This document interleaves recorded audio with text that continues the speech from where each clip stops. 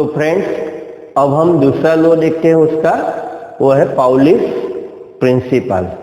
Okay, तो ये rule हमको क्या सिखाता है वो देखते हैं हम।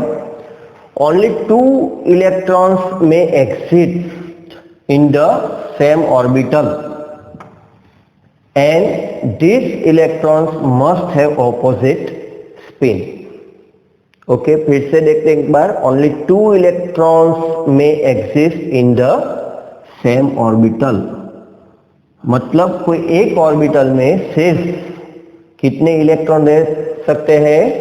2 ही, ज्यादा से ज्यादा 2। अब 2 इलेक्ट्रॉन को उसमें रख सकते हैं, 2 से ज्यादा इलेक्ट्रॉन आप किसी भी कक्षक में नहीं रख सकते।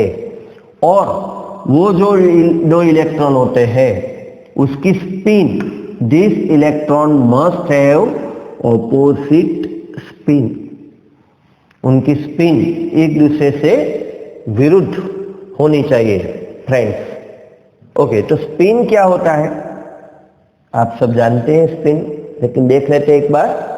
जब एक्सिस के आसपास रोटेशन होता है तो उसको स्पिन मोशन बोलते हैं। जो अर्थ है वो 2 तरह की रोटेशन करते हैं। कौन कौन सी 2 तरह की? सोचिए। Yes, correct. एक उसकी एक्सिस के आसपास और एक सन के आसपास, मतलब सेंटर के आसपास। तो यहाँ जो हम बात कर रहे हैं वो इलेक्ट्रॉन की स्पिन मोशन की बात कर रहे हैं, मतलब जो उसका अक्ष होता है उसके आसपास उसका जो मोशन होता है उसकी बात कर रहे हैं, न्यूक्लियस के आसपास नहीं। ओके, तो ये जो स्पिन है 2 तरह का रहता है, एक होता है क्लॉकवाइज और दूसरा होता है एंटी क्लॉकवाइज। एक इलेक्ट्रॉन जो होता है फ्रेंड्स, वो जो घड़ी की सुई होती है उस तरफ घूमता है, आपकी ओर से मैं दिखाऊं तो इस तरह से घूमता है, और दूसरा जो होता है वो एंटी क्लॉकवाइज घूमता है। ओके, अभी हम इसको और एक साइन से रिप्रेजेंट करेंगे। जब हम इस रूल्स का यूज करेंगे, जो क्लॉकवाइज इलेक्ट्रॉन होंगे उसको हम अपवर्ड टिल्ट से, अपवर्ड एरो से दर्शाएंगे, और जो एंटी क्लॉकवाइज इलेक्ट्रॉन होते हैं उनको हम डाउनवर्ड एरो से दर्शाएंगे। तो ये जो रूल हमने देखा, इस रूल को हम अगर एक साइन में कन्वर्ट करें, सपोज हमारे पास एक ऑर्बिटल है, इसको हम कोई ऑर्बिटल की तरह ले लें, स्क्वायर बॉक्स को, तो उसमें कितने इलेक्ट्रॉन हम शो कर सकते हैं? यस, सिर्फ 2, और वो भी उनकी स्पिन कैसी रहनी चाहिए? एक दूसरे से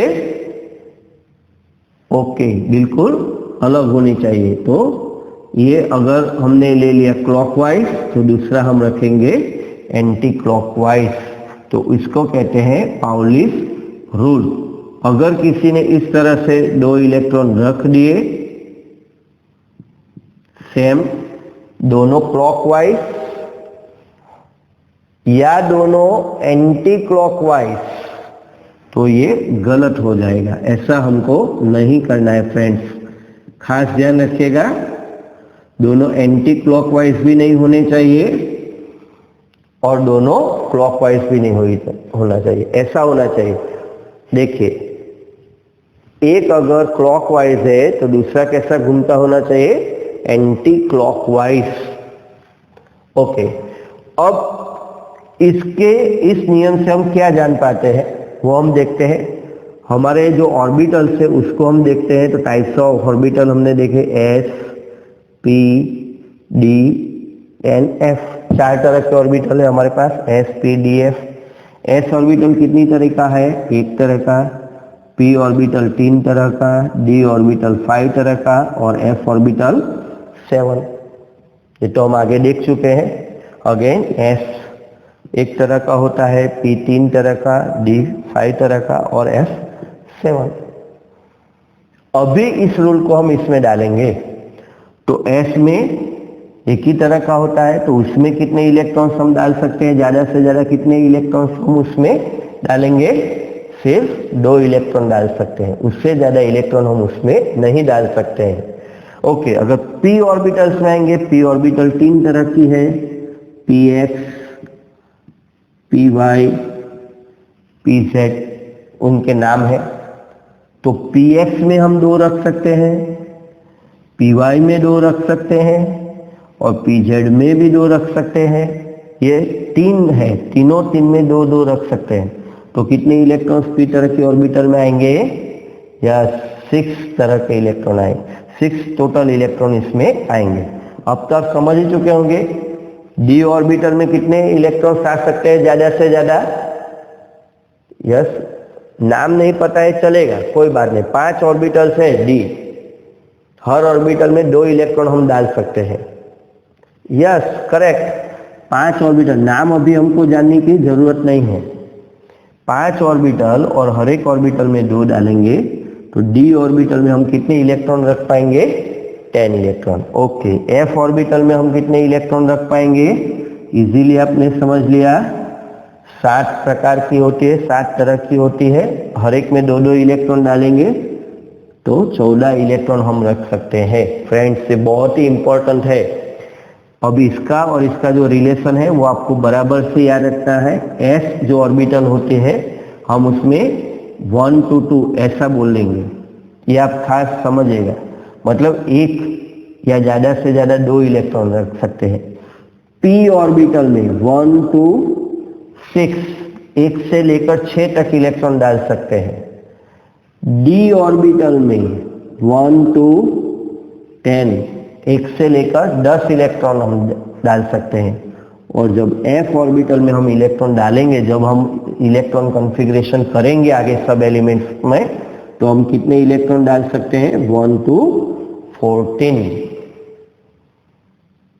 ओके फ्रेंड्स, तो आपने ये अच्छी तरीके से समझ लिया होगा। अगर नहीं समझ में आता है तो फिर से वीडियो को एक बार आप प्ले करके देखिए। तो फ्रेंड्स, अब हम तीसरा और आखिरी लॉ देखते हैं, वो है हुन्स रूल। ओके, देखते हैं। तो 4 degenerate orbitals like P D F, ये जो रूल है वो पी डी एफ जैसे डीजेनरेट ऑर्बिटल्स के लिए ही है। मतलब कौन सी ऑर्बिटल के लिए ये काम नहीं करता है? ओके, एस ऑर्बिटल के बारे में जब हम बात करेंगे तब हुन्स रूल नहीं लगता है। अब डीजेनरेट ऑर्बिटल्स क्या होती है? Degenerate means orbitals of equal energy, जो समान ऊर्जा वाली कक्षक होती है। समान ऊर्जा वाली जितनी भी कक्षक होती है उनको हम बोलते हैं डीजेनरेट ऑर्बिटल्स। जैसे कि पी में हमने देखा 3 तरह की पी ऑर्बिटल्स होती है, P X, P Y, P Z. तो ये तीनों 3 की अगर एनर्जी की बात करेंगे तो P X is equal to P Y is equal to P Z. तो इनको बोलते हैं हम डीजेनरेट ऑर्बिटल्स। इसी तरह से डी ऑर्बिटल की जो 5 तरह की डी ऑर्बिटल्स होती है वो भी सभी समान एनर्जी वाली होती है। और एफ ऑर्बिटल्स भी जो 7 तरह की होती है वो सभी डीजेनरेट होती है। ओके फ्रेंड्स, तो अब हम नियम देखते हैं। Pairing of electrons in the degenerate orbitals does not take place until each orbital has got 1 electron with parallel spin. Okay, अब हम इसको समझते हैं। Pairing of electrons in the degenerate orbitals, जो पीडीएफ तरह की कक्षक है, अगर जब हम उसमें इलेक्ट्रॉन डालेंगे तो तब तक हम उसको पेयर नहीं कर सकते हैं जब तक कि हर एक ऑर्बिटल में एक एक इलेक्ट्रॉन पैरेलल स्पिन का हम नहीं डाल देते। एग्जाम्पल से समझते हैं, बाद में आपको ये बराबर में समझ में आएगा। सपोज हमको पी कक्षक में इलेक्ट्रॉन डालने हैं। पी कक्षक में कितने इलेक्ट्रॉन हम डाल सकते हैं? अभी हमने देखा कितने डाल सकते हैं? 6। चलिए बॉक्स बना के हम समझते हैं। सपोज हमारे पास ये 3 ऑर्बिटल्स है, 3 बॉक्स मतलब 3 ऑर्बिटल्स, ऐसे हम इजी वे से समझते हैं। पहली जो है पी एक्स है, दूसरा पी वाई है, तीसरा pz है। मेरे पास जो ये जो 6 इलेक्ट्रॉन्स है उसमें से 3 जो है वो क्लॉकवाइज स्पिन वाले इलेक्ट्रॉन है और बाकी के जो 3 है वो एंटी क्लॉकवाइज स्पिन वाले इलेक्ट्रॉन है। अब इसको मुझे इसमें डालना है, तो किस तरह से ये रूल के हिसाब से हम डालेंगे? तो सबसे पहले pairing of electrons in degenerate orbitals does not take place. हमको पहले से ही उसको पेयर नहीं कर देना है। मतलब कि मैं यह बात यहाँ पे समझाता हूँ कि ऐसे हम नहीं कर सकते हैं 1 2 3 4 5 6, इस तरह से हम नहीं कर सकते हैं, रॉन्ग वे है ये। क्या करना होता है? until each orbital has got one electron with parallel spin। अब हमको इस तरह से रखना है। देखो, पहले में अगर मैंने ये इलेक्ट्रॉन रख दिया क्लॉकवाइज स्पिन वाला, तो दूसरे में भी मैं क्लॉकवाइज स्पिन वाला इलेक्ट्रॉन रखूंगा। इसमें मैं नहीं रख पाऊंगा, नहीं तो पेयर हो जाएगा, बराबर। तो यहाँ पे डालना पड़ेगा। अभी भी मेरे पास एक बचा हुआ है तो उसको मैं यहाँ डालूंगा। ओके, तो सभी तरह each orbitals has got one electron. अब आप देख सकते हैं, इसको हम हाफ फील्ड ऑर्बिटल भी बोल सकते हैं। अब हमारा पेयरिंग पॉसिबल होगा, लेकिन तीनों क्लॉकवाइज जो इलेक्ट्रॉन है वो हमने डाल दिए हैं। अब कौन से बचे हैं हमारे पास? 3 एंटी क्लॉकवाइज। तो अब उसको हम बारी बारी से डालेंगे। तो यहाँ पे चौथा आ गया, मतलब 3 के बाद चौथा, 5वां और 6ठा। अब जब साथ में हो जाएंगे तो आपको ऐसा लगेगा कि ये पहला है, ये दूसरा है, ये तीसरा है, ये चौथा है, ये 5वां है, ये 6ठा है। तो ये गलत है, मैंने पहले ही ना बोला। नंबर से अगर देखेंगे, देखिए अभी हम नंबर के बारे में सोचते हैं। तो पहला इलेक्ट्रॉन यहाँ पे आएगा, दूसरा इलेक्ट्रॉन जो है सेम स्पिन का वो यहाँ पे जाएगा, तीसरा जो इलेक्ट्रॉन है वो यहाँ पे जाएगा, फिर ऑपोजिट स्पिन वाला जो इलेक्ट्रॉन है चौथा वो यहाँ पे आएगा, फिर 5वां इलेक्ट्रॉन यहाँ पे आएगा और 6ठा इलेक्ट्रॉन यहाँ पे आएगा। मतलब ये पहला है, ये दूसरा नहीं है, दूसरा यहाँ पे है, तीसरा यहाँ पे है, चौथा, 5वां और 6ठा। इस तरीके से हम इलेक्ट्रॉन को डाल सकते हैं। ओके, एक और एग्जांपल लेते हैं डी ऑर्बिटल का। सपोज डी ऑर्बिटल कितनी तरह की होती है? ओके, 5 तरह की होती है। 1 2 3 4 5। तो 5 बॉक्स हमने बना दिए। अब इसमें हम कैसे इलेक्ट्रॉन डालेंगे according to Hund's rule? Okay, देखते हैं। चलिए, ये आ गया पहला, दूसरा कहाँ पे जाएगा? इसी में डाल दूं? नहीं, ये तो हो नहीं सकता, इसी में नहीं आएगा। दूसरा आएगा बाजू में, तीसरा। सबका स्पिन कैसा रखना है? पैरेलल रखना है। अगर मैंने ऐसे डाल दिया तो नहीं, ये गलत हो जाएगा, ऐसे नहीं ले सकते हम। यहाँ पे लिखा ही है parallel spin until each orbital has got one electron with parallel spin। तो ऐसा हम नहीं कर सकते हैं। यहाँ पे फिर से हमने एक क्लॉकवाइज इलेक्ट्रॉन ले लिया, 5वीं कक्षा में और एक क्लॉकवाइज ले लिया। 10 इलेक्ट्रॉन्स हम डाल सकते हैं, 5 क्लॉकवाइज होते हैं, 5 एंटी क्लॉकवाइज होते हैं। अब हम एंटी क्लॉकवाइज उसमें डालेंगे। ओके, चलिए मैं रेड पेन लेता हूं तो आपको ज्यादा समझ में आएगा। तो ये अभी 6 नंबर का हो गया, 7 8 9 10।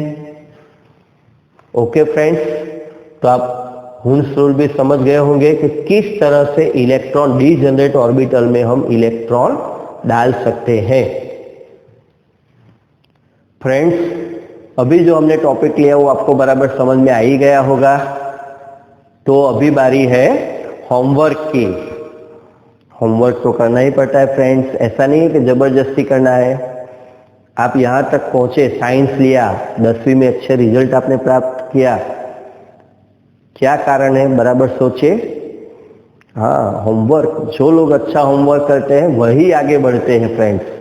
आपके साथ कितने सारे ऐसे होंगे जिन्होंने होमवर्क बराबर नहीं किया होगा, आपकी कॉपी ली होगी, देख लीजिए आज वो कहाँ है।